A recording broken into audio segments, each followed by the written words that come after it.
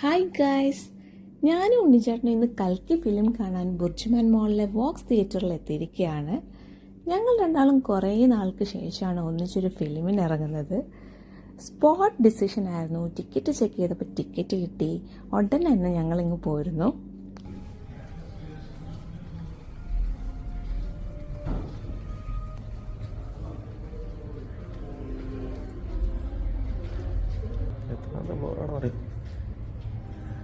ആണ് നമ്മുടെ സ്ക്രീൻ. എനിക്ക് ഏറ്റവും കൂടുതൽ അതിൽ എഴുതിയിട്ടുണ്ടായിരിക്കും.